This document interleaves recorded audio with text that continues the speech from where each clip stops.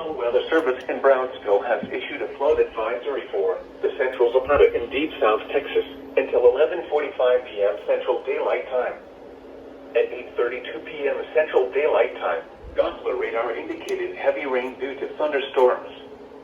Minor flooding is ongoing or expected to begin shortly in the advisory area.